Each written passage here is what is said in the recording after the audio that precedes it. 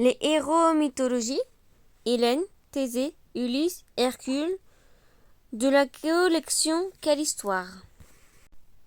Hélène, la guerre de Troie. Elle est belle, très belle, cette jeune femme grecque dont le nom signifie éclat du soleil, devenue l'épouse du roi de Sparte Ménélas. Elle vit heureuse dans un grand palais avec sa famille, mais un jour elle s'enfuit par amour avec le beau prince Paris, ce qui va déclencher la longue et sanglante guerre de Troie. La naissance, chapitre 1. Une drôle d'histoire que cette naissance, tu vas voir. Un jour que l'État, la reine du royaume de Sparte, se baigne dans le fleuve Eurotas, qui coule en Grèce, un grand cygne se pose auprès d'elle. C'est le dieu Zeus qui s'est déguisé. Elle est surprise et un peu inquiète, mais l'oiseau aux grandes ailes blanches ne lui fait aucun mal. Il reste quelques instants à ses côtés, puis s'envole après avoir pondu un grand œuf. Soudain, il en sort deux bébés criards, une petite fille nommée Hélène, qui veut dire éclat du soleil, et son jumeau prénommé Pollux. Le serment de Tintare, chapitre 2. Hélène grandit, elle est devenue belle, vraiment très belle, et tous les princes veulent l'épouser. Ils sont plus d'une centaine. Son père, le roi Tintare, est bien embêté. Comment choisir? Alors il prend conseil auprès d'Ulysse, le jeune roi d'Ithaque, qui voudrait bien, lui, épouser sa nièce Pénélope. Il va lui donner une idée. Il convoque tous les jeunes gens et leur fait prêter serment chacun à leur tour. Je m'engage à accepter le choix de Tintare. Je m'engage aussi à venir au secours du mari choisi pour Hélène en cas de besoin. Comme le roi l'avait promis à Ulysse, il fait en sorte que ce dernier puisse épouser Pénélope. Le mariage avec Ménélas, chapitre 3. Parmi les prétendants, il y a Ménélas dont le nom signifie célèbre pour sa lance. C'est lui qui est choisi. C'est toi, Ménélas, frère d'Agamemnon, que je prends comme époux, déclare Hélène. Le mariage donne lieu à de grandes fêtes, des banquets sont organisés, ainsi que des jeux, et l'on mesure sa force, son adresse et son courage. On est venu de toute la Grèce pour assister à cet événement. Sparte est en joie. Le jeune couple mène une vie de plus heureuse au palais. La famille s'agrandit. Hermione, une petite fille, naît, puis raconte certains ses tours d'un garçon, Nigostra, que la vie est douce, ne cesse de dire Hélène. Le jugement de Paris, chapitre 4.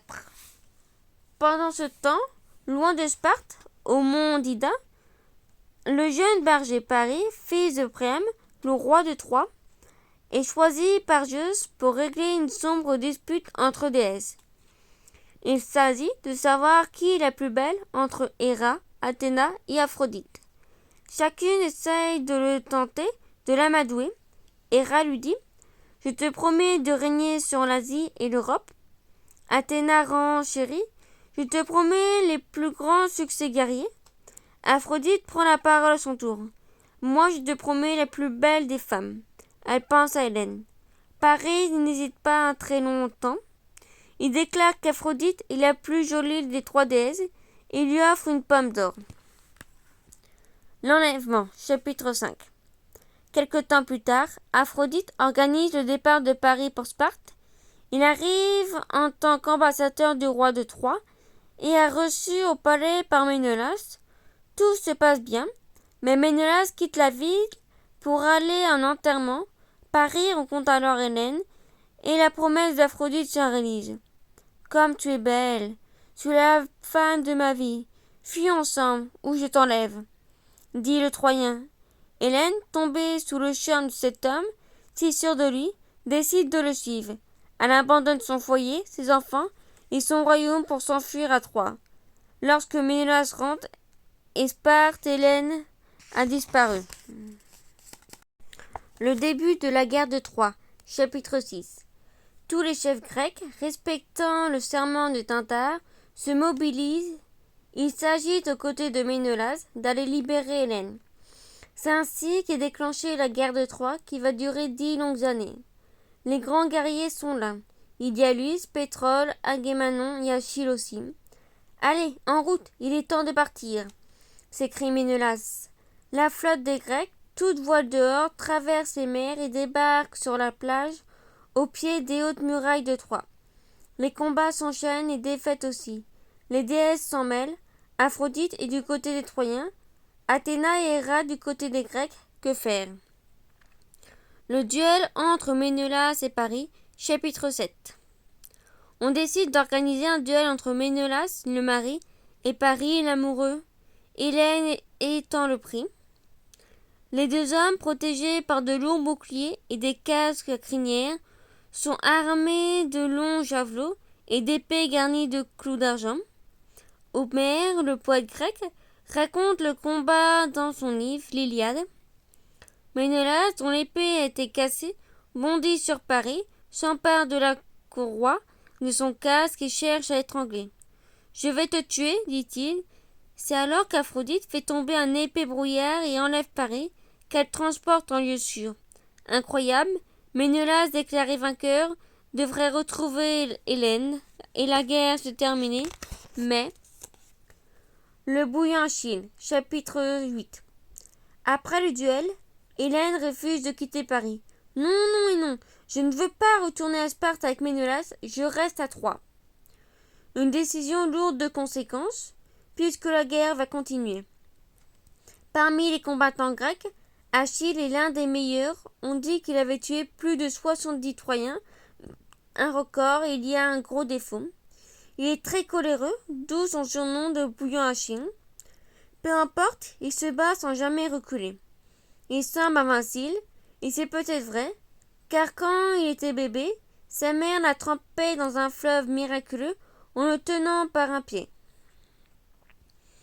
Paris de malheur, chapitre 9. Celui que son frère Hector est surnommé Paris de malheur, car il le rend responsable de cette guerre et repartit au combat. Au plus fort de la bataille, il tire une flèche vers Achille, le touche au talon et le tue. Tu as compris pourquoi? C'était la seule partie de son corps qui n'avait pas été trempée dans le fleuve et qui était restée fragile, d'où l'expression « talon d'Achille ». Pour évoquer une faiblesse, les Grecs font alors appel à Philoctète, un guerrier qui possède des flèches très très spéciales et ne rate jamais leur cible. Et c'est ainsi que Paris, touché par l'une d'elles, va mourir. Mais la bataille n'est pas terminée. Ulysse et le cheval de Troie, chapitre 10. Ulysse, le roi d'Ithaque, est parti comme tous les princes grecs à Troie pour libérer Hélène. Mais il n'aime pas du tout les armes. En revanche, il est très rusé et comme les Grecs n'arrivent pas à s'emparer de la ville, il va avoir une idée géniale. Nous allons construire un cheval tout en bois, nous nous cacherons dedans, explique-t-il au chef guerrier. Les Troyens croiront que c'est un cadeau. Ils vont ouvrir les portes de la ville et le ramener avec nous. Sitôt dit, sitôt fait. Et c'est ainsi que les Grecs, Ménélas en tête, vont enfin entrer dans la cité. Les remords d'Hélène, chapitre 11. Mais la turbulente Hélène manque de tout faire échouer en tentant de prévenir les Troyens de la présence des Grecs à l'intérieur du cheval. Heureusement, elle change d'avis et, tout de blanc vêtu, agite du haut des remparts un flambeau pour indiquer à ceux qui sont restés sur la plage que la voie est libre et qu'ils peuvent envahir la ville. Ménélas est d'abord très en colère contre Hélène, mais lorsqu'il la vit si belle, il lui pardonne. Hélène est en larmes. Retournons à la maison. Je veux retrouver mon palais et mes enfants. La guerre est enfin terminée. Le retour à Sparte, chapitre 12. Ménélas et Hélène sont si pressés de rentrer chez eux qu'ils oublient de faire des sacrifices aux dieux, comme c'est la coutume, et cela va leur causer des tas de problèmes. Pendant 3 ans, ils naviguent d'île en île jusqu'en Égypte. C'est au large ces côtes qu'arrive un accident terrible. Le capitaine de leur navire est mordu mortellement par un serpent venimeux. Le bateau s'échoue sur une île au large de l'actuelle Alexandrie. Le couple s'en sort, traumatisé, mais sans avoir été blessé, et Ménélas déclare « Ce style s'appellera dorénavant Pharos, comme notre capitaine si courageux, un nom qui donnera bientôt le mot phare. Hélène la magicienne, chapitre 13. Ménélas et Hélène vont rester 5 ans en Égypte, au pays des pharaons. C'est là qu'Hélène rencontre une certaine Polydama, dont on dit qu'elle serait l'épouse du roi égyptien Thon. Elle connaît les herbes nécessaires aux potions magiques. Les unes sont des poisons, les autres des remèdes. Elle apprend auprès d'elle différentes recettes qu'elle appliquera à son retour en Grèce, comme cette potion qui permet aux hommes d'oublier la douleur et la colère.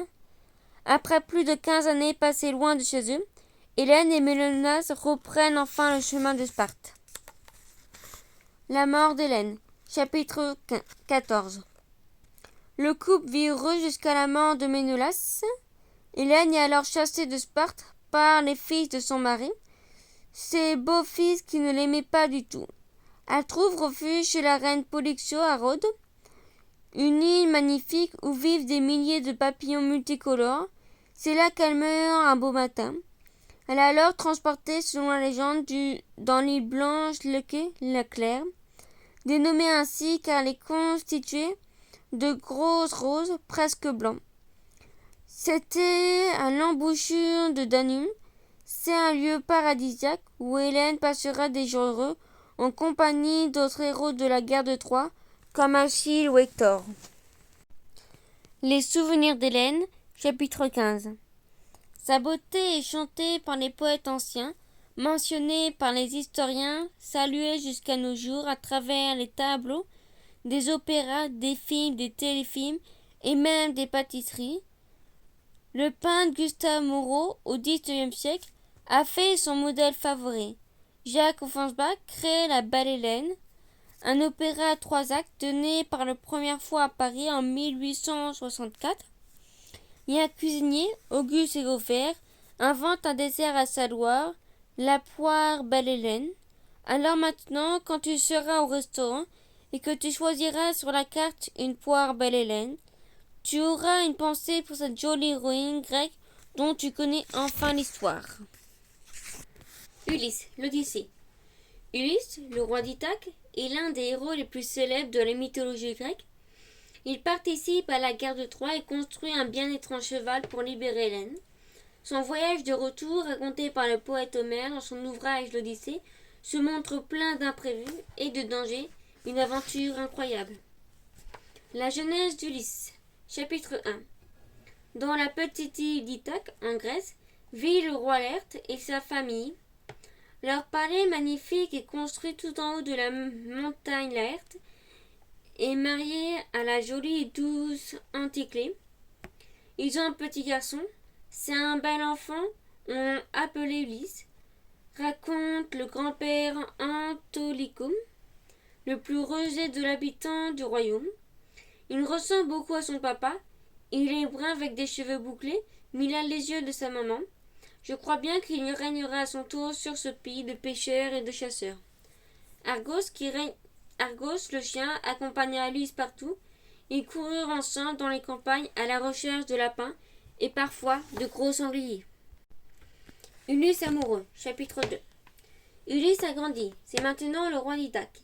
Il se rend au royaume voisin de Sparte pour y rencontrer une très jolie princesse, elle s'appelle Pénélope. Comme tu es belle, la plus belle de toutes les jeunes filles du royaume, s'écrie Ulysse. Il est amoureux. Il voudrait bien se marier tout de suite, mais il doit d'abord remporter un concours organisé par le père de Pénélope. Hurrah, j'ai gagné, je vais pouvoir me marier.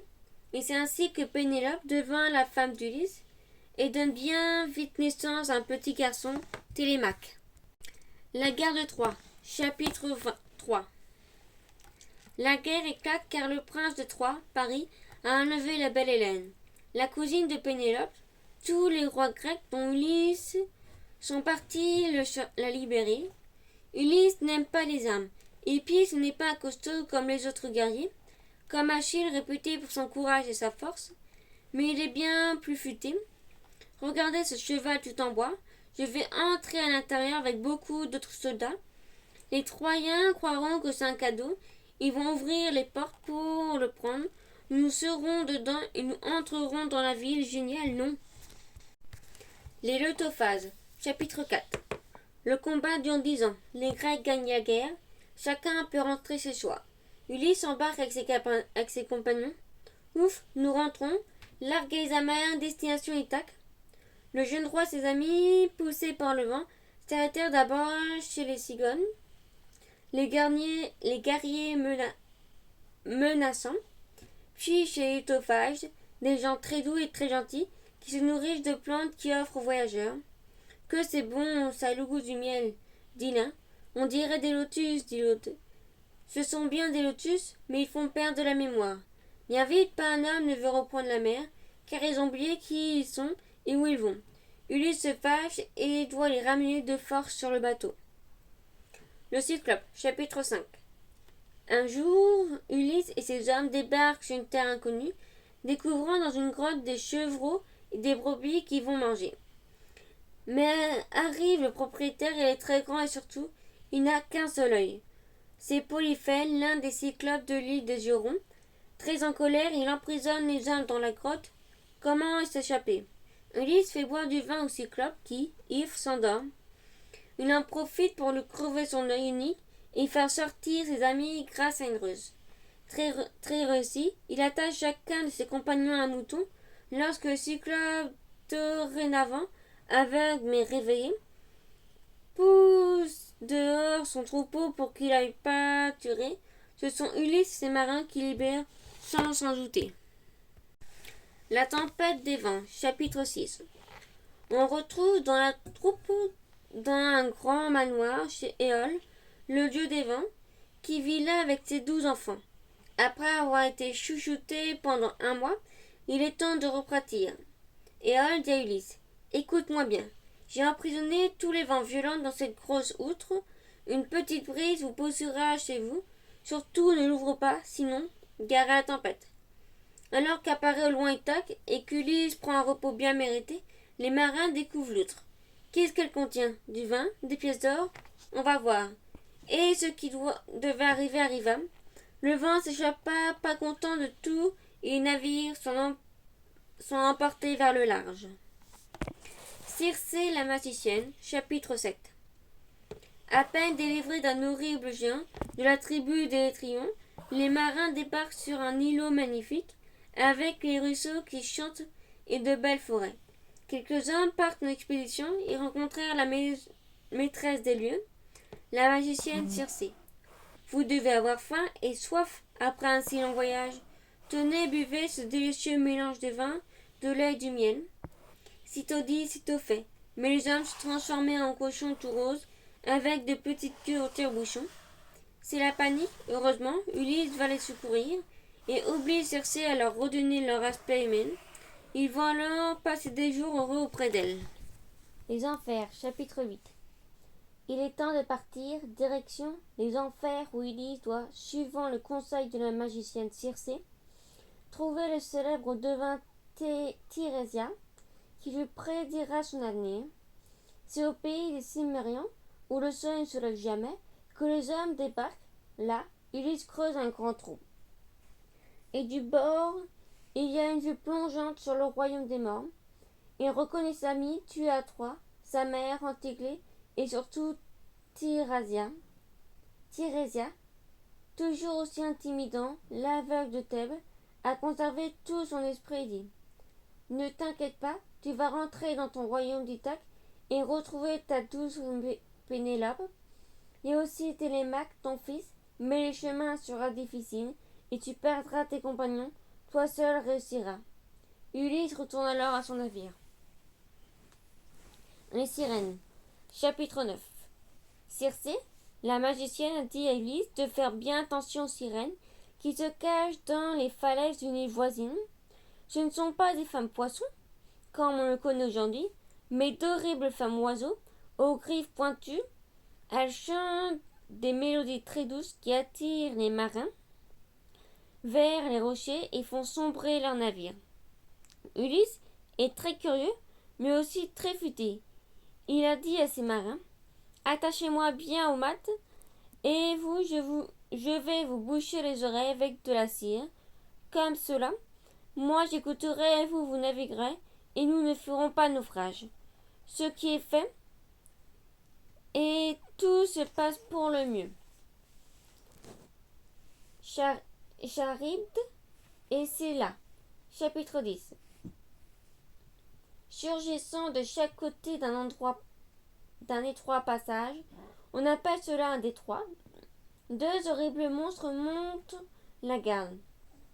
Charybde, qui avale et recrache des tonnes d'eau 3 fois par jour, et Scylla, qui a 6 gueules de chien et de grosses pattes griffues. Le navire, toute voile dehors, se dirige vers Charybde, et pas juste au moment où elle crèche de l'eau bouillante. Ouf! Ulysse et son compagnon n'ont pas été engloutis. Mais à cet instant, Scylla jette ses 6 têtes sur les 6 meilleurs marins qui dévorent. Ah, quelle horreur! Malgré cette terrible tragédie, il faut continuer la route. L'île du Soleil, chapitre 11. Voici l'île du dieu Soleil et ses magnifiques bœufs, tout blancs, pas comme les vaches de chez nous. Les hommes n'ont plus rien à manger, alors ils accostent et décident de tuer une ou deux bêtes. Ulysse les met en garde. Le dieu Soleil est très mauvais caractère, il ne veut pas que l'on touche à son troupeau. On raconte aussi que le steak, une fois cuit, continue à meugler. Qu'est-ce que tu racontes? Ils font alors un grand feu pour cuire la viande et entendent soudain Meuh, meuh. Le soleil aussi a entendu. Il se fâche et demande à Zeus, le roi des dieux, de détruire le navire quand les hommes repartiront. Un éclair, la foudre, seul Ulysse survivra. La nymphe Calypso. Chapitre 12. Pendant des jours, accroché à un morceau de bois, Ulysse dérive. Il arrive ainsi dans l'île d'Égusie, où vit une très belle déesse, la nymphe Calypso, qui tombe amoureuse de lui dès qu'elle le voit. Ils s'aiment, mais Ulysse ne peut oublier sa famille et son royaume. Calypso, il faut que tu me comprennes, tu es très belle, et la vie est si agréable. Mais ma femme et mon fils me manquent, ils doivent se demander si je suis encore vivant. Il faut absolument que je retourne chez moi. La nymphe fait la sourde oreille jusqu'au jour où elle reçoit la visite d'Hermès qui lui ordonne de laisser partir le grec. C'est le cœur lourd et les larmes plein les yeux qu'elle voit le radeau de son prince charmant s'éloigner. La colère de Poséidon, chapitre 13.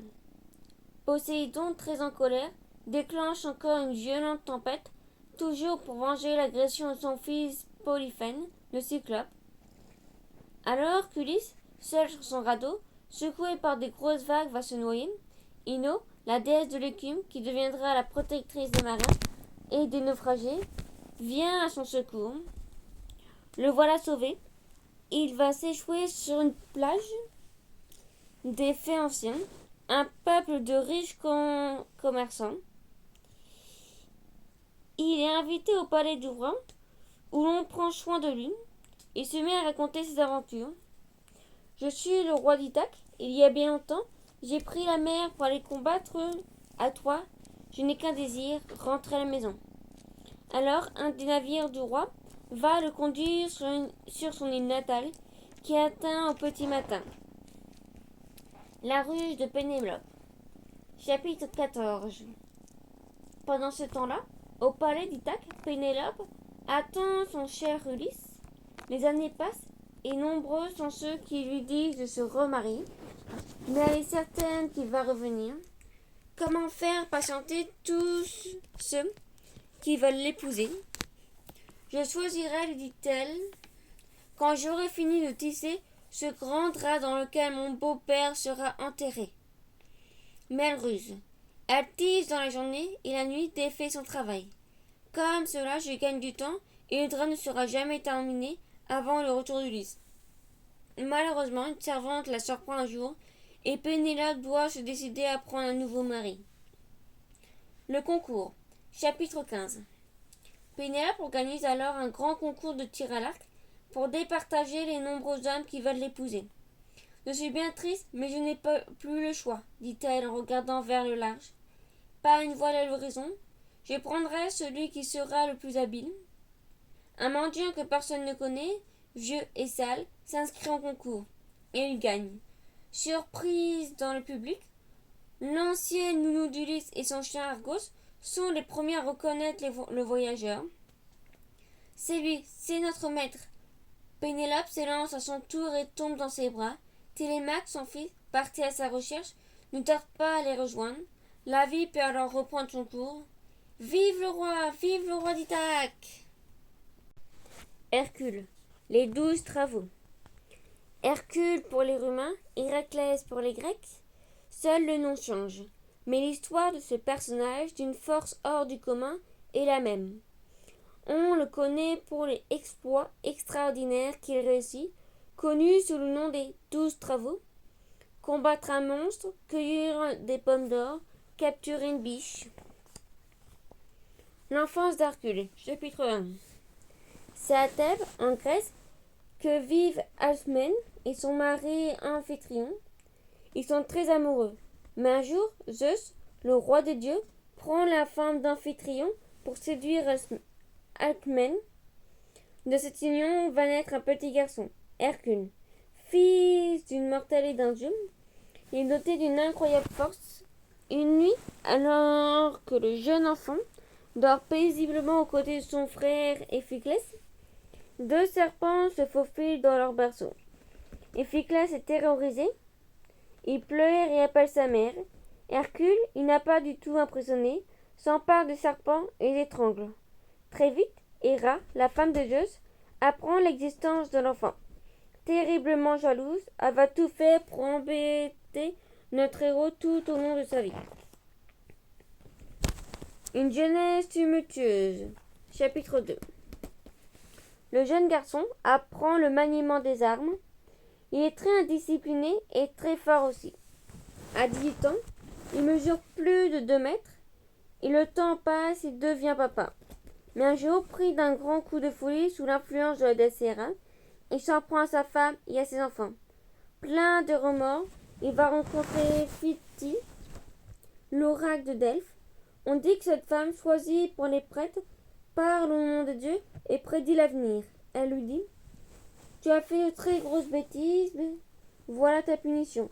Tu vas te mettre au service de ton cousin Eurydice, le roi de Mycène, pour 12 ans. Il va te mettre à l'épreuve. Allez, va. Première épreuve, le lion de Némée. Chapitre 3. Eurysthème ordonne à son cousin de réaliser une épreuve obligatoire chaque année. Ce sont les 12 travaux d'Hercule. La première épreuve entraîne Hercule à Némée, en Arcadie. Là vient un lion dont la peau est si dure que le fer ne peut le transpercer. Le fauve terrorise les habitants. Il dévore les troupeaux, mais aussi les enfants. Hercule, lorsqu'il le voit, tire une volée de flèches qui rebondit sur la bête. Puis, il utilise sa massue, qui se brise. Alors, il décide de prendre la bête à bras le corps et de l'étrangler. Ce qu'il réussit à faire tant sa force est herculéenne. Très fier, il rapporte l'animal à son cousin et attend sa prochaine épreuve. Deuxième épreuve, l'hydre de Lerne. Chapitre 4. L'hydre est un monstre à plusieurs têtes. 5, 9, certains disent 100, mais c'est un peu exagéré. Ces têtes, chaque fois qu'on les coupe, repoussent en double. Un vrai problème pour Hercule, recouvert de sa peau de lion pour éviter les morsures. Il se rend aux côtés de la ville d'Arcos, où vit la bête, près d'un marais. Notre héros tente de couper la tête de l'hydre, mais celle-ci repousse à une vitesse terrifiante. Alors Hercule appelle son neveu Alias à la rescousse. Viens m'aider. Allume ces branchages et dès que j'ai coupé une tête, tu brûles la cicatrice. Comme cela ne repoussera pas. Sitôt dit, sitôt fait. À la force de cette ruse, les 2 hommes viennent à bout de cette horrible bête. Troisième épreuve, le sanglier géant d'Érymanthe. Chapitre 5. Cette espèce de cochon sauvage, très grand et très gros, habite la forêt de Monte Érymanthe, au nord-ouest de l'Arcadie. Hercule doit rapporter l'animal vivant à son cousin. Après un long et périlleux voyage, le voilà enfin arrivé dans la région où vit le sanglier. Il va falloir être malin, se dit-il, car je ne dois pas le tuer. Alors il creuse un trou dans la neige et pousse l'animal dans le piège. Celui-ci, épuisé pour s'en sortir, cela permet à notre héros de l'attraper, l'enchaîner et de le rapporter sur son dos à Mycène chez son cousin. Quatrième épreuve, la biche de Sérénie. Chapitre 6. Eurysthée demande maintenant à Hercule de lui ramener un nouvel animal.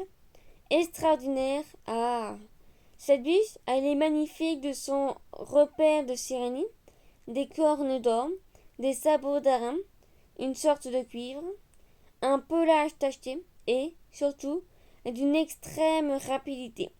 Artémis, déesse de la chasse, est fascinée par l'animal. Lorsqu'elle apprend qu'Hercule a réussi à la capturer, elle lui demande « Promets-moi de la libérer quand il aura amené à Mycène et montré à ton cousin. » Eurysthée, devant tant de beauté, veut la mettre dans son ménagerie, mais Hercule tient parole et libère la jolie biche qui s'enfuit dans la campagne, libre comme l'herbe. Cinquième épreuve, les oiseaux du lac Stéphane. Chapitre 7. En Arcadie, au bord d'un lac, vit une multitude d'oiseaux étranges. Leurs becs, leurs pattes et leurs ailes sont en bronze. Ils se servent de leurs plumes acérées pour tuer les habitants et les animaux. La tâche va être difficile, Hercule doit tous les éliminer. Il prend position sur une colline toute proche pour pouvoir lancer ses flèches. Mais comment faire fuir les oiseaux? C'est alors que la déesse Athéna apparaît. Tiens, prends cette petite cloche de bronze. Elle fait un bruit terrible et va effrayer les oiseaux qui s'envoleront. Tu pourras leur envoyer des flèches. Et c'est ainsi qu'Hercule réussit à abattre la plupart des volatiles. Sixième épreuve, les écuries d'Augias. Chapitre 8. Augias, le roi d'Élis, une cité du Péloponnèse, est l'homme le plus riche de la terre. Ses étables abritent des centaines de taureaux et des vaches, mais elles n'ont pas été nettoyées depuis des années. L'odeur est épouvantable.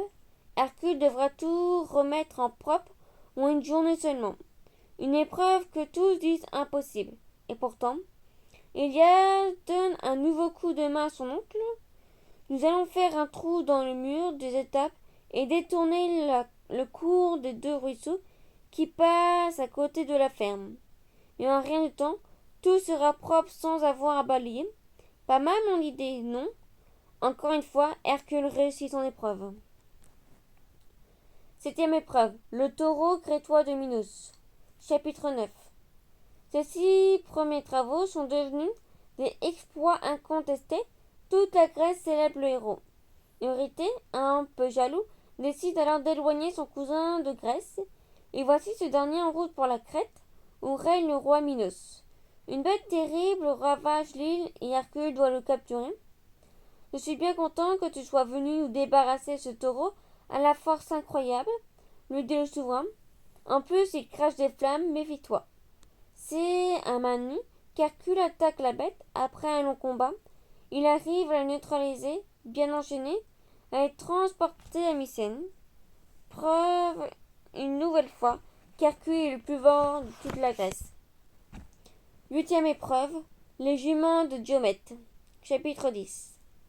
Cette fois, notre héros part pour la Thrace, le royaume de Diomède, un souverain cruel qui règne sur le peuple de Bistone et garde dans ses écuries 4 juments mangeuses d'hommes.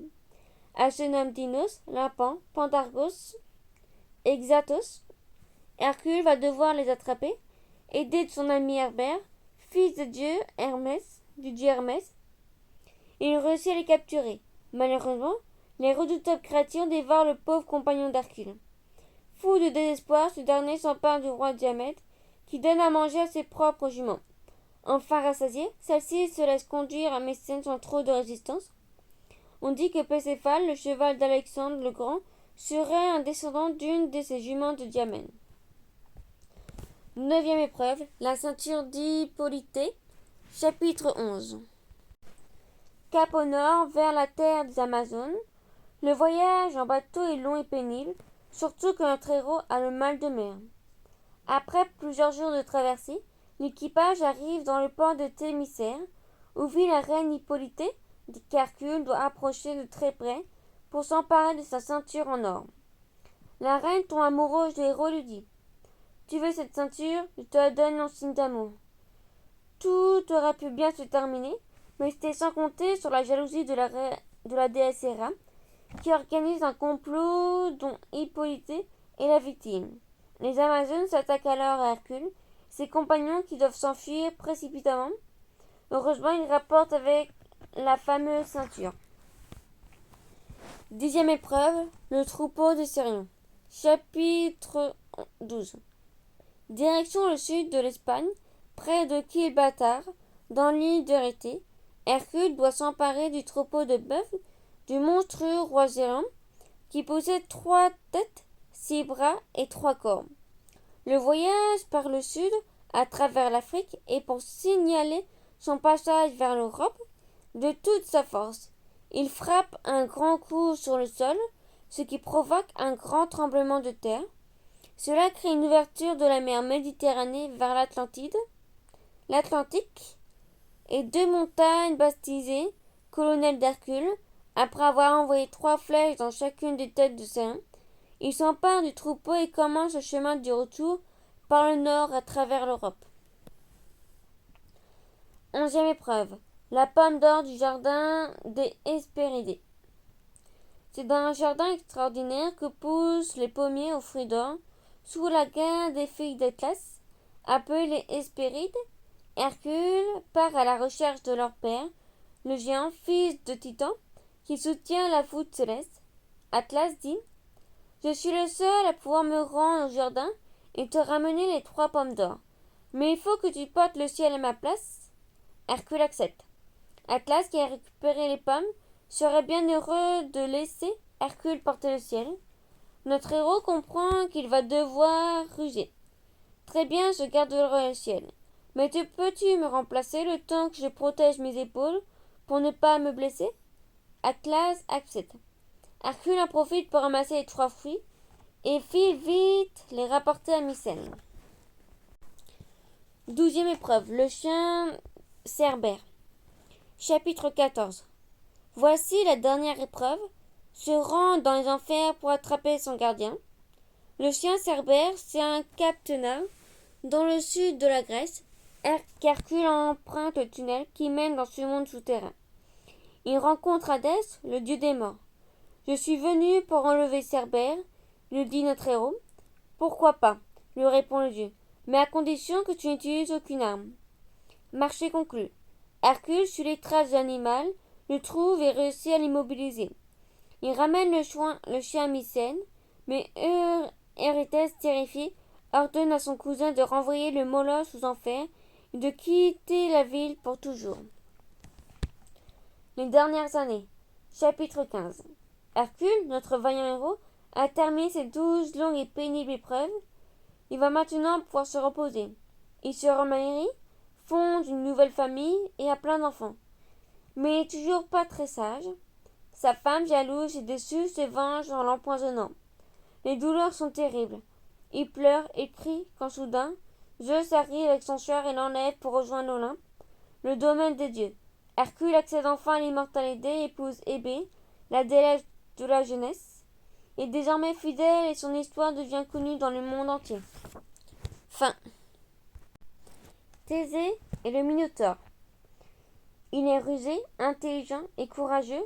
Ce jeune Thésée, fils du roi d'Athènes, et en plus il est très fort, ce qui va lui permettre toute sa vie durant de combattre les méchants et sauver les gentils. C'est ainsi qu'il se retrouvera au péril de sa vie à lutter contre un monstre terrifiant dans un labyrinthe plein de pièges. Les secrets de sa naissance. Chapitre 1. Comme le roi d'Athènes, Égée, n'arrive pas à avoir d'enfant, il s'en va consulter une divineresse, la Pythie de Delphes. Puis c'est une magicienne nommée Médée qui va voir. Celle-ci l'envoie à la cour du roi Stézène, dont la fille est, paraît-il, très jolie. C'est vrai qu'elle est belle. Elle sera la mère de son enfant. Il cache sous un rocher une épée et ses sandales d'or et dit à la future maman que, lorsque l'enfant sera en âge de soulever la pierre, elle pourra lui dire qui est son père. Il retourne alors à Athènes. Une enfant choyée. Chapitre 2. Thésée grandit à la cour du roi de Stézène, son grand-père. C'est un petit garçon rusé, intelligent, courageux et chuchoteux. Un jour, sa mère le conduit devant le fameux rocher qu'il réussit à soulever.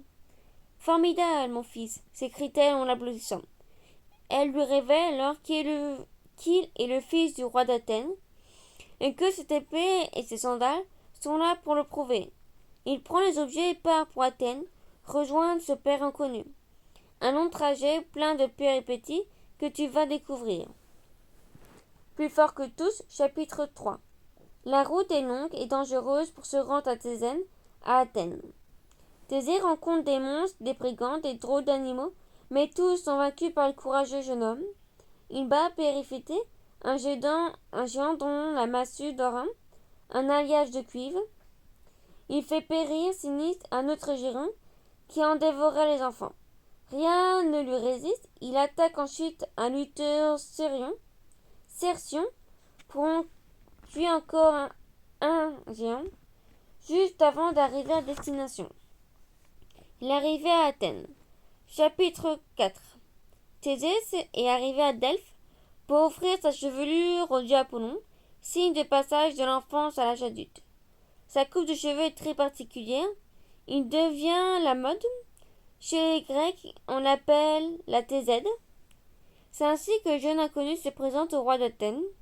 Ce jeu se pose la question, Médée, la magicienne devenue son épouse, est certaine qu'il s'agit de Thésée. Elle est magicienne, non? Et cette arrivée ne lui plaît pas du tout, mais alors pas du tout, car elle est très jalouse. Le taureau de Mariton, chapitre 15. Médée décide donc de le faire tuer le jeune Thésée.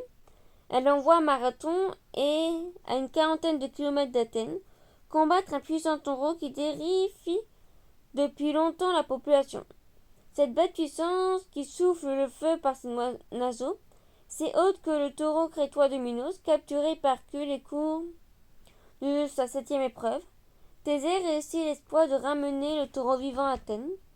Il le sacrifie à Apollon et devant l'Athénien, en lice et le roi enthousiaste. Égée reconnaît son fils. Chapitre 6. Médée est furieuse. Non seulement Thésée a vaincu le taureau, mais il est salué comme un héros. Cela ne va pas se passer comme ça, marmonne-t-elle. Alors elle organise un grand banquet en son honneur, bien décidée à l'empoisonner. Au cours du festin, Thésée sort une épée pour découper la viande. Et son père reconnaît l'arme. C'est celle qu'il a cachée sous un rocher. Tu te souviens? Pas du tout.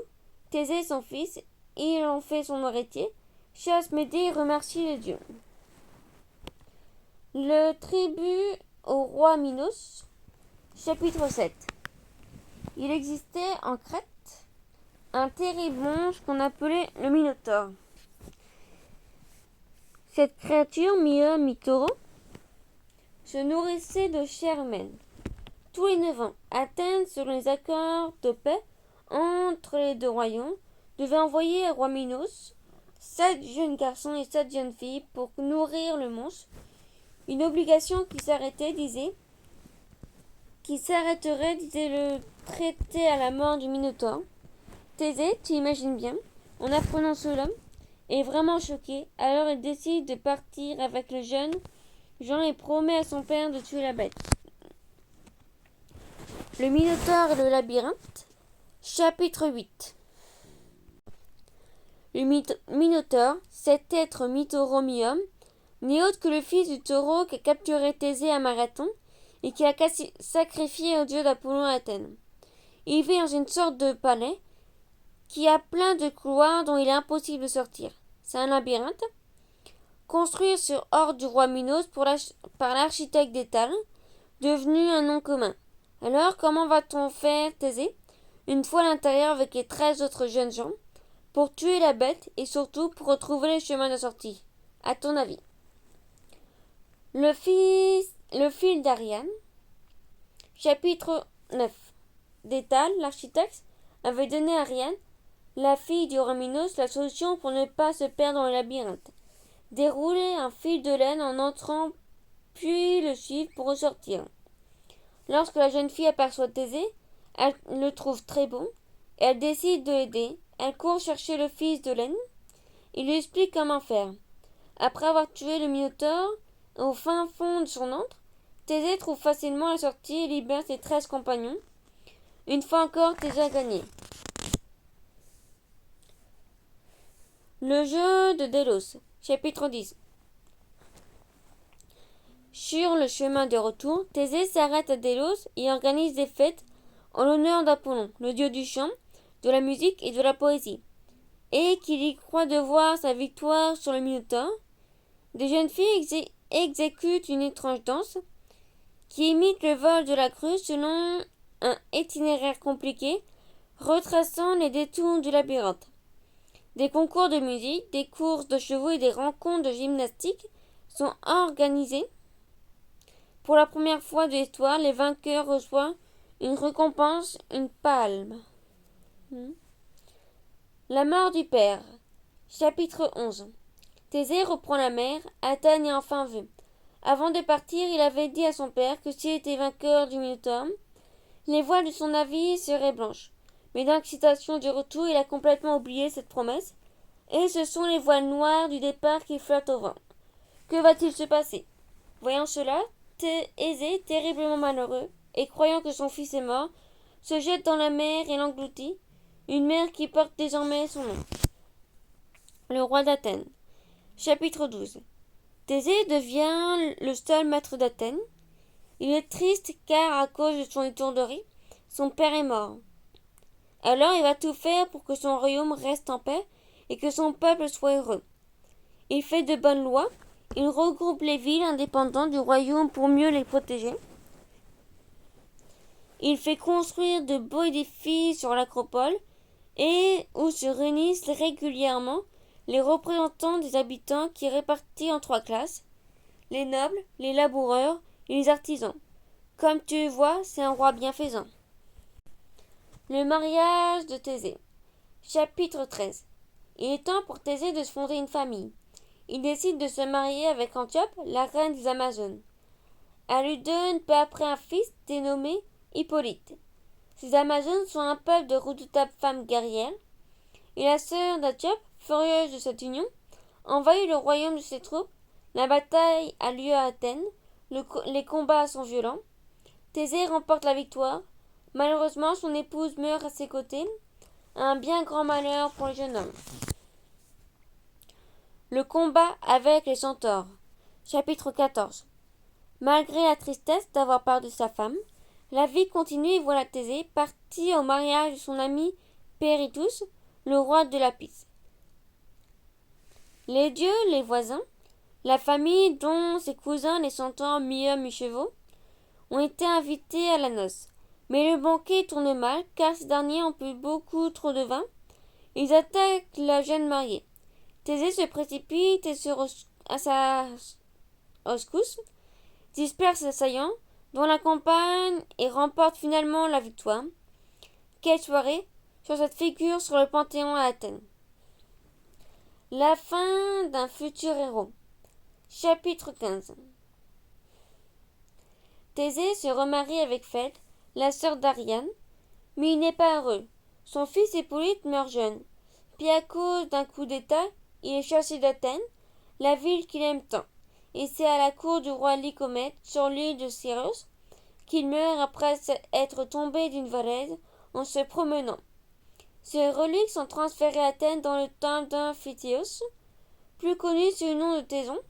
Dès lors, les Athéniens font de Thésée leur grand héros national, et tu comprends pourquoi maintenant que tu connais leur histoire. Fin. Les dieux de l'Olympe. Apollon, dieu du soleil. Aphrodite, déesse de l'amour et de la beauté. Zeus, dieu du ciel. Athéna, déesse de la guerre et de la sagesse. Euphytos, dieu des forces et des volcans. Hermès, dieu du voyage et messager des dieux. Poséidon, dieu des mers. Héra, déesse du mariage et de la fécondité. Dionysos, dieu de la vigne et de la fête. Artémis, déesse de la chasse. Déméter, déesse de l'agriculture. Arès, dieu de la guerre.